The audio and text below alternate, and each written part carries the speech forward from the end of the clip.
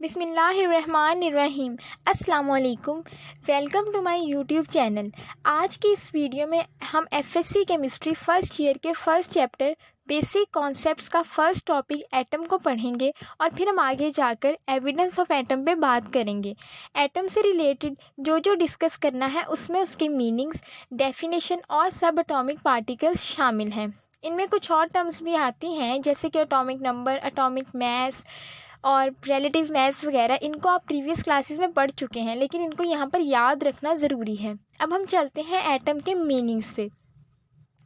The word atom is derived from Greek word atoms meaning indivisible, यानी नाकाबिले तकसीम। Greek philosopher Democritus का ख्याल था जब हम किसी मैटर को डिवाइड करते जाते हैं तो एंड पे एक ऐसा पार्टिकल बचता है जिसको हम फर्दर डिवाइड नहीं कर सकते। ग्रीक्स ने उस पार्टिकल को एटम का नाम दिया था। एक और चीज़, ये जो एटम है ये आ और टॉमी से निकला है। A mean not and tomi mean to cut, यानी ये वो पार्टिकल है जिसको काट नहीं सकते, डिवाइड नहीं कर सकते। बच्चों, ये तो एटम की जस्ट मीनिंग थे जो ग्रीक फिलोसफर्स का ख्याल था। मौजूदा साइंस कहती है कि एटम इज़ डिविजिबल, जैसे कि डिस्कवरी ऑफ सब एटॉमिक पार्टिकल्स। इसी तरह रेडियो एक्टिविटी है, फिशन है। ऑल दीज प्रोसेसेस हमें क्या बताते हैं कि एटम को हम डिवाइड कर सकते हैं, लेकिन मीनिंग्स एटम के इनडिविजिबल ही हैं। अब हम चलते हैं एटम की डेफिनेशन पे। मैं यहाँ पर एटम को दो तरह से डिफाइन करूँगी। Definition of atom. Definition of atom है the smallest particle of an element which takes part in chemical reaction. इस डेफिनेशन में के दो हिस्से हैं, एक smallest particle of an element और दूसरा takes part in chemical reaction. पहले हिस्से में कि elements are made up of atoms. Periodic table में 112 एलिमेंट्स हैं और हर एक एलिमेंट एटम से बना है। एलिमेंट का स्मॉलेस्ट पार्टिकल एटम होता है। आगे जाकर हम पढ़ेंगे कि मॉलिक्यूलर कंपाउंड का स्मॉलेस्ट पार्टिकल मॉलिक्यूल होता है। आयनिक कंपाउंड का स्मॉलेस्ट पार्टिकल फार्मूला यूनिट होता है। आयनिक स्पीशीज का स्मॉलेस्ट पार्टिकल आयन होता है।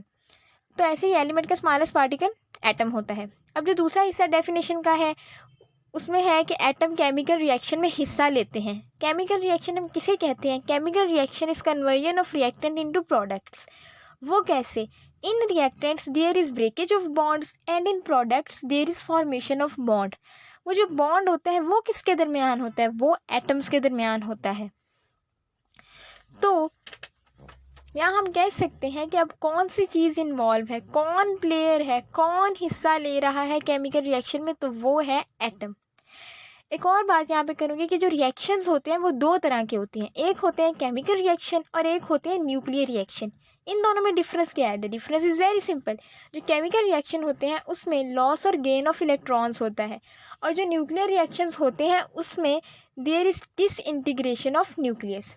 केमिकल रिएक्शन में जो इन्वॉल्व है वो एटम है। अब हमारी डेफिनेशन मुकम्मल हो गई है। एग्जाम्पल्स पे आते हैं, जैसे कि HNaFeMgCl और साथ ही HENeXe AR KR एट्सेट्रा। ये जो एग्जाम्पल्स है ना, इससे हमें एटम की एक और डेफिनेशन मिलती है। वो क्या है? The smallest particle of an element which may और मे नॉट एग्जिस्ट इंडिपेंडेंटली, यानी एलिमेंट का वो स्मॉलेस्ट पार्टिकल वो इंडिपेंडेंटली एग्जिस्ट करता भी है और नहीं करता। कुछ हैं जिनमें वो फ्रीली एग्जिस्ट करता है और कुछ हैं जिनमें वो फ्रीली एग्जिस्ट नहीं करता। जैसे यहाँ पे हाइड्रोजन, सोडियम, आयरन, मैग्नीशियम और क्लोरीन में वो फ्रीली एग्जिस्ट नहीं करता, और जो नोबल गैसेज जो मैंने यहाँ पे लिखे हैं उनमें वो फ्रीली एग्जिस्ट करता है। लेकिन ऐसा क्यों? नेचर में नोबल गैसेस के एलिमेंट्स हमें फ्रीली एग्जिस्ट मिलते हैं, और नोबल गैसेस के अलावा जितने भी बाकी एलिमेंट्स हैं वो हमें इंडिपेंडेंटली एग्जिस्ट नहीं करते हैं। लेकिन क्यों?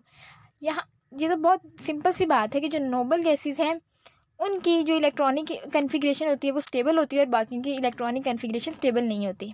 यहाँ पे जो H एक सिंबल दिखाया गया है ये हमें दो बातें बताता है। पहली बात कि ये एन एटम ऑफ हाइड्रोजन को शो कर रहा है। दूसरी बात क्या बताता है कि सिंबल ऑफ हाइड्रोजन है। इसी तरह यहाँ पे सोडियम है, वो एटम भी है Na जो है वो एटम है सोडियम का और वो सिंबल भी है। अब हम चलते हैं सब अटोमिक पार्टिकल्स की तरफ, लेकिन सब अटोमिक पार्टिकल्स को पढ़ने से पहले मैं यहाँ अटोमिक स्ट्रक्चर के बारे में बताती हूँ। ये जो जो सेंटर में जो चीज़ है वो है न्यूक्लियस, जिसके अंदर प्रोटॉन्स और न्यूट्रॉन्स होते हैं, और जो बाहरी जो स्फेरिकल पार्ट जो सर्कुलर पार्ट है उसको हम शेल या ऑर्बिट कहते हैं, जिनमें इलेक्ट्रॉन रिवॉल्व करते हैं। सब एटॉमिक पार्टिकल्स को मैं दो ब्रांचेस में डिवाइड करती हूँ, एक स्टेबल पार्टिकल्स और एक अनस्टेबल पार्टिकल्स। स्टेबल पार्टिकल्स में आते हैं इलेक्ट्रॉन, प्रोटॉन और न्यूट्रॉन। अब प्रोटॉन पे पॉजिटिव चार्ज होता है, इलेक्ट्रॉन पे नेगेटिव और न्यूट्रॉन न्यूट्रल होता है। ये तीनों पार्टिकल्स फंडामेंटल पार्टिकल्स कहलाते हैं। लेकिन इनके अलावा 100 सब एटॉमिक पार्टिकल्स पाए जाते हैं एटम के अंदर, जो ज़्यादातर न्यूक्लियस में रिजाइड करते हैं। अब अनस्टेबल पार्टिकल्स की तरफ आऊँ तो उसमें मीजॉन्स, बोसॉन्स, न्यूट्रिनो, एंटी न्यूट्रिनो वगैरह वगैरह शामिल हैं, जो कि न्यूक्लियस में रिजाइड करते हैं ज़्यादातर। अब हम आगे चलते हैं एविडेंस ऑफ एटम पे। एविडेंस का मतलब गवाही, शहादत। क्या एटम अपने वजूद की कोई गवाही या कोई एविडेंस देता है, या ये बस थेरेटिकली बात है? क्या इसका कोई प्रैक्टिकली सबूत है? मैं यहाँ पे आपकी बुक की एक लाइन रखती हूँ, it is not actually possible to see the atoms but the nearest possibility to its direct evidence is by using an electron microscope. इसका जो बेसिक नॉलेज है कि जब हम किसी ऑब्जेक्ट को देखना चाहते हैं तो उसमें बेसिक फिनोमिना क्या होता है। आइए चलते हैं हम अगली स्लाइड पे, जो हमें इसके बारे में बेसिक नॉलेज देगी। यहाँ पे आप एक ऑब्जेक्ट देख रहे हैं और ये एक माइक्रोस्कोप है जिसमें से ये रेडिएशंस निकल रही हैं। इन रेडिएशंस की वेवलेंथ 5 नैनोमीटर है और ऑब्जेक्ट का साइज़ 2 नैनोमीटर है। यानी रेडिएशंस का साइज़ यानी उनकी वेवलेंथ ऑब्जेक्ट के साइज़ से बड़ी है। तो ये जो वेवलेंथ है ये उसको रिफ्लेक्ट किए बगैर ही ना चली जाएंगी। जब वो रिफ्लेक्ट ही नहीं करेंगी तो फिर वो हमारे इंस्ट्रूमेंट में नहीं जाएंगे और हम उसको नहीं देख सकते। तो अब यहाँ पे साइज़ ऑफ ऑब्जेक्ट 2 नैनोमीटर है, वेवलेंथ है 5 नैनोमीटर, यानी वेवलेंथ बड़ी है। तो अगर हम इस वेवलेंथ से अगर हम छोटी वेवलेंथ यूज़ करें, यानी साइज़ से छोटी वेवलेंथ को यूज़ करें, तो ये जो वेवलेंथ होगी ये ऑब्जेक्ट में जाएगी, वहाँ से रिफ्लेक्ट होगी और जिसको हम अपनी आँख से ऑब्ज़र्व कर सकते हैं। इस रेडिएशन की जो वेवलेंथ है वो 1.5 नैनोमीटर है और ऑब्जेक्ट का साइज़ 2 नैनोमीटर था। तो यानी वो ऑब्जेक्ट से छोटी वेवलेंथ है। यहाँ से हमें क्या पता चलता है कि हम वो रेडिएशंस यूज़ करेंगे जिनका साइज़ ऑब्जेक्ट के कंपेरेबल होगा या उससे कम होगा, तो हम उसको ऑब्ज़र्व कर सकते हैं, हमें वो ऑब्जेक्ट नज़र आ सकता है। ये एक ऑर्डिनरी ऑप्टिकल माइक्रोस्कोप है जिसमें हम विजिबल लाइट को यूज़ करते हैं, और विजिबल लाइट की जो वेवलेंथ होती है वो 500 नैनोमीटर होती है तकरीबन। तो यानी जो ऑब्जेक्ट 500 नैनोमीटर होगा तो उसको हम इस माइक्रोस्कोप से व्यू कर सकते हैं। ऑप्टिकल ऑर्डिनरी माइक्रोस्कोप में हम लाइट का यूज़ करते हैं। Light is a source of illumination और इसकी वेवलेंथ 500 नैनोमीटर और अबव 500 नैनोमीटर होती है। तो अगर हम यहाँ पे 450 नैनोमीटर का कोई ऑब्जेक्ट, मतलब 450 नैनोमीटर यूज़ करेंगे ना, तो उसमें से ऑब्जेक्ट को नहीं देख सकते। तो फिर हम इसके लिए बेसिकली हम इलेक्ट्रॉन माइक्रोस्कोप का यूज़ करते हैं, जिसमें बीम ऑफ इलेक्ट्रॉन्स को हम यूज़ करते हैं। बीम ऑफ लाइट में फोटॉन्स होते हैं और फोटॉन्स की वेवलेंथ बहुत बड़ी होती है बीम ऑफ इलेक्ट्रॉन्स से। जब हमने बहुत छोटी चीज़ को देखना है ना, तो हम उसके लिए इलेक्ट्रॉन माइक्रोस्कोप को यूज़ करेंगे। यहाँ पर मैंने एक फोटोग्राफिक पिक्चर दिखाई है जो इलेक्ट्रॉन माइक्रोस्कोप से ली गई है ग्रेफाइट की, जिसको 15 मिलियन टाइम्स मैग्नीफाइड किया गया है। इसमें बैंड्स हैं, एक वाइट बैंड्स हैं और एक यानी लाइट और डार्क बैंड्स हैं। जो लाइट बैंड्स हैं वो लेयर्स ऑफ कार्बन को शो करते हैं। आगे हम चलते हैं साइजेस और diameters of atom. 20th century में एक्सरे एनालिसिस की मदद से साइजेस और डायमीटर को मेजर किया था, जिसकी रेंज आई थी वो मैं बाद में बताती हूँ। यहाँ पर एक एटम फंस कर एक एटम शो हो रहा है, उसके दरमियान में न्यूक्लियस है। ये जो डॉटेड लाइन सरफेस से स्टार्ट होकर एंड तक जा रही है वो उसको हम डायमीटर कहेंगे, और न्यूक्लियस से जो सरफेस है वो रेडियस है, यानी half of diameter is radius. अब यहाँ पर जो रेंज जो हमें एक्सरे एनालिसिस की मदद से मिली थी वो थी 10⁻² × 10⁻⁻10 metre.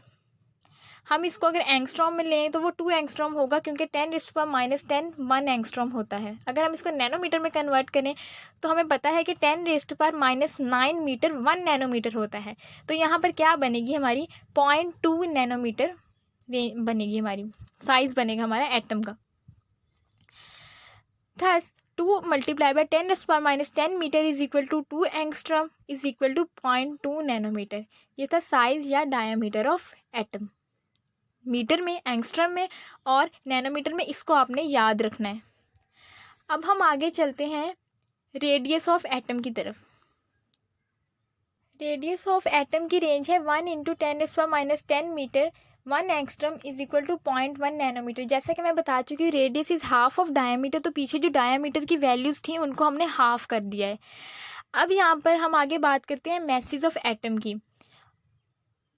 On average message of atom is in range of 10⁻⁻27 to 10⁻25 kg।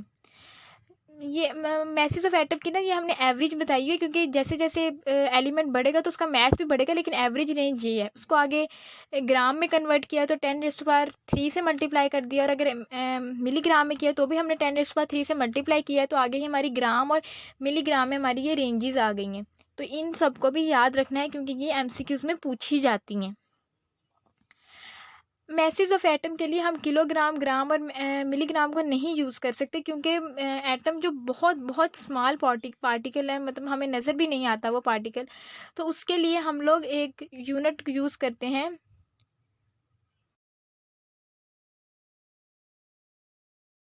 और वो है AMU, यानी एटॉमिक मैस यूनिट। जैसा कि हमें पता है 1 AMU is equal to 1.66 × 10⁻⁻27 kg। ये चीज़ याद रखनी है। अब हमें पता है कि atom is a very small particle. मैंने अपने पिछले यानी प्रीवियस इंट्रोडक्टरी लेक्चर्स में कुछ इन्फॉर्मेशन दी थी, मैं उसको यहाँ पर रिपीट कर देती हूँ दोबारा समझाने के लिए, कि अगर हम एक फुल स्टॉप को लें तो उसमें 2 मिलियन एटम्स प्रेजेंट हैं, यानी कि 20 लाख एटम एक छोटे से फुल स्टॉप में पाए जाते हैं। इसी तरह अगर मैं एक ड्रॉप ऑफ वाटर की बात करूं तो उसमें 3 trillion molecules of water present हैं, और एक वाटर के मॉलिक्यूल में 3 एटम्स होते हैं। तो इस हिसाब से 9 ट्रिलियन एटम्स वाटर के ड्रॉप में प्रेजेंट हैं, यानी 9 खरब एटम्स पाए जाते हैं। अब एटम तो बहुत छोटा है, हमें पता चल गया, लेकिन उसके अंदर जो न्यूक्लियस है वो कितना छोटा होगा। जैसा कि मैंने आपसे पहले कहा था कि whole mass of nucleus is concentrated in nucleus, जिसमें प्रोटॉन और न्यूट्रॉन है। न्यूक्लियस यानी बहुत एक माइन्यूट स्पेस को, वेरी माइन्यूट स्पेस को ऑक्यूपाई करता है। यहाँ इसको समझने के लिए यहाँ एक छोटी सी एग्जांपल लेते हैं कि आप समझ लें ये गोल्फ का ग्राउंड है, और उसमें जो वाइट बॉल थी वो एक छोटा सा न्यूक्लियस है, और ये जो जाइंट स्टेडियम है ये एटम है। आज के इस लेक्चर में हमने फर्स्ट ईयर के चैप्टर नंबर 1 बेसिक कॉन्सेप्ट्स के 2 टॉपिक्स को डिस्कस किया है, एटम और एविडेंस ऑफ एटम को। इंशाल्लाह नेक्स्ट लेक्चर में हम फर्दर टॉपिक्स को डिस्कस करते जाएंगे। अगर आपने अभी तक चैनल को सब्सक्राइब नहीं किया तो काइंडली उसको सब्सक्राइब कर लें और बेल आइकन को भी प्रेस कर दें। इंशाल्लाह मिलते हैं नेक्स्ट वीडियो लेक्चर में। अल्लाह हाफिज़।